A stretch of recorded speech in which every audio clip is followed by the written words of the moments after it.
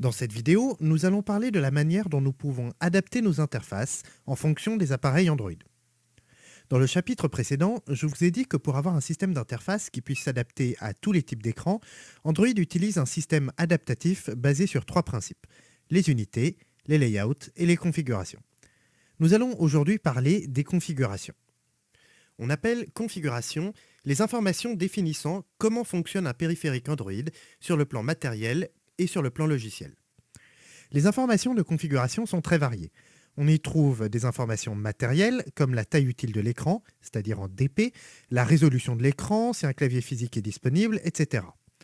On y trouve aussi des informations logicielles comme la taille des textes, la langue, si les textes sont de gauche à droite ou l'inverse. On y trouve enfin des informations situationnelles comme l'orientation actuelle de l'écran en portrait ou paysage. Toutes ces informations sont bien sûr accessibles depuis le code, mais ce n'est pas là qu'elles sont le plus utiles. Tout le génie du système de configuration est de pouvoir définir les ressources en fonction de la configuration du périphérique. Je m'explique. Admettons que l'on dispose de la même image dans 4 résolutions différentes. On aimerait afficher la bonne image en fonction de la résolution afin d'éviter de charger une grosse image sur un écran qui ne sera pas capable d'en afficher tous les pixels. Pour cela, on pourrait sélectionner l'image dans le code en fonction de la résolution de l'écran. Le problème est que l'on ne pourrait plus mettre d'image dans le layout, puisqu'il faudrait maintenant assigner les images aux ImageView directement dans le code afin d'être sûr de charger la bonne image. Deuxième exemple, on aimerait afficher à peu près la même interface, mais avec les marges différentes en fonction de la taille et de l'orientation de l'écran.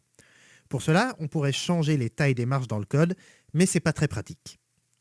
Troisième exemple, si l'on veut proposer notre application dans différentes langues, il va nous falloir changer manuellement les textes dans chacun des layouts. Et je vous raconte même pas la galère pour pouvoir vérifier que ces textes rentrent correctement dans l'interface. Rien qu'avec ces 3 exemples, on commence à avoir beaucoup de code, rien que pour afficher correctement notre interface sur les différents périphériques Android. Fort heureusement, tout ce code est inutile, puisqu'Android nous fournit un système magique qui permet au code et au layout de recevoir la bonne ressource en fonction de la configuration actuelle du périphérique. Tout ce que vous avez à faire est de définir les ressources en fonction des configurations. Pour notre premier exemple, nous allons mettre dans le projet les 4 images et définir quelle image est pour quelle résolution. Tout d'abord, je passe en mode Project pour voir mes fichiers. Ensuite, je trouve le dossier des ressources dans App, SRC, Main, Res. Et je fais un clic droit dessus, puis je sélectionne New, Android Resource Directory. Tout d'abord, dans le menu Resource Type, je sélectionne Drawable pour indiquer que je souhaite créer un dossier dans lequel je vais mettre des drawables, c'est-à-dire des images. Ensuite, dans le menu de gauche, je sélectionne Density et je clique sur les flèches pour signaler que j'aimerais créer un dossier Drawables qui soit spécifique à une densité. Enfin, je sélectionne la densité que je veux et qu'est-ce que c'est que ces valeurs ? Bon, en fait, chaque téléphone a une densité différente. Par exemple, le Nexus 5 a une densité de 445 pixels par pouce, tandis que le Galaxy S5 a une densité de 432 pixels par pouce, soit une densité somme toute assez similaire, à une différence de 13 pixels par pouce près, soit 3%. Google a donc créé des groupes de densité similaires afin de pouvoir regrouper les images en fonction d'une densité moyenne. Ils ont donc commencé par Low, Medium et High Density. Puis, vu que ces imbéciles de constructeurs ont créé des téléphones encore mieux que High, ils ont créé le X-High. Et la suite est simple. Chaque fois que les constructeurs annoncent un écran avec vachement super plus de pixels, Google crée un nouveau groupe de densité avec un nouveau X en préfixe.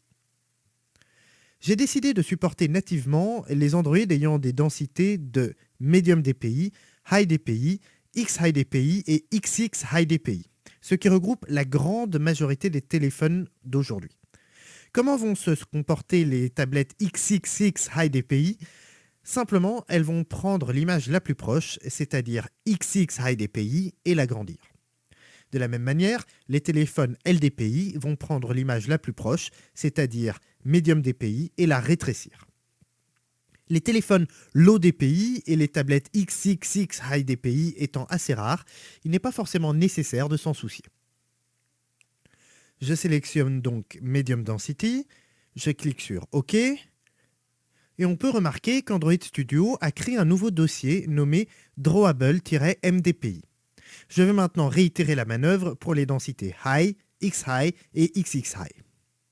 Voilà, 4 dossiers existent maintenant et j'ai déjà mis dans ces 4 dossiers les 4 images aux densités différentes.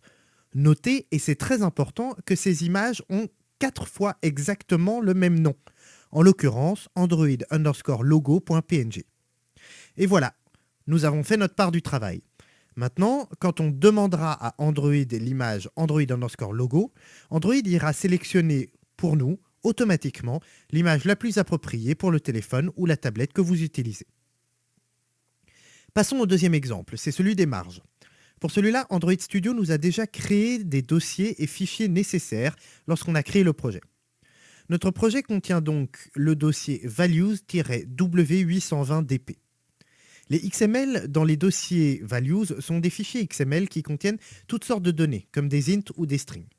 Dans ce cas-ci, les valeurs des XML dans ce dossier s'appliqueront aux écrans ayant au moins 820 dp de large. Le W de W820dp signifie width. Si on ouvre ce dossier, on constate qu'Android Studio a déjà créé un fichier nommé dimense.xml et qui ne contient qu'une valeur nommée activity_horizontal_margin et qui est définie à 180 dp. À la base, c'était 64 dp, mais je l'ai modifié pour les besoins de ce cours. Si l'on ouvre le même fichier dimense.xml dans le dossier values, on constate qu'il contient, lui, 2 valeurs, toutes les deux définies à 16 dp, activity horizontal margin et activity vertical margin. Seule activity horizontal margin sera différente dans les tablettes ayant un écran d'au moins 820 dp de large, puisque c'est la seule valeur déclarée dans le fichier spécifique. On peut le vérifier facilement. J'ai créé un layout qui contient un frame layout de couleur à l'intérieur d'un autre frame layout blanc. J'ai mis à ce frame layout de couleur les marges définies dans le fichier dimense.xml. Ce sont donc des références. Si je passe du Nexus 4 au Nexus 10 dans la preview, on constate donc que les marges horizontales changent. Enfin, passons au troisième exemple, les langues. Sous Android, la langue du téléphone est aussi une configuration. Donc, je suis sûr que vous avez deviné la procédure. Je fais un clic droit sur le dossier, New, Android Resource Directory, je laisse le type Values et je sélectionne la contrainte locale qui signifie langue et je sélectionne la langue française. Notez que la norme veut que la langue par défaut d'une application soit la langue anglaise et que l'on crée un dossier de ressources spécifiques pour la langue française. Cela signifie que tous les utilisateurs du monde auront l'application en anglais, sauf les utilisateurs ayant leur téléphone en français qui auront l'application en français. Donc, une fois le dossier values-fr créé, je fais un clic droit sur ce dossier, New, Value Resource File, et je crée un fichier que j'appelle strings.xml. Notez qu'un fichier string.xml existe déjà dans le dossier values. Je vais mettre la même string que je vais nommer hello_world dans les deux fichiers. Dans le fichier anglais, je mets donc une string nommée hello world avec pour valeur hello,world. Je fais ensuite la même chose dans le fichier français, mais je change sa valeur et je mets bonjour le monde. Et voilà, c'est fait. On va tester tout de suite. Dans un layout vide, j'ajoute un text view que je vais mettre assez gros pour que vous le voyez. Je mets en valeur à ce text view la référence vers la string hello_world. Comme vous pouvez le voir, le texte s'affiche en anglais. Maintenant, si je clique sur ce petit globe et que je sélectionne la langue française, eh bien, en toute logique, le texte s'affiche en français. Disons maintenant que je souhaite accéder à cette string dans le code d'une activité pour pouvoir la manipuler. C'est très simple. Il suffit de récupérer la string via la fonction getString qui prend en paramètre l'id de la string. Et voilà. Dernière chose, je repasse en vue Android et j'ouvre le dossier des ressources. Mais où sont donc passés les dossiers spécifiques aux configurations que l'on vient de créer ?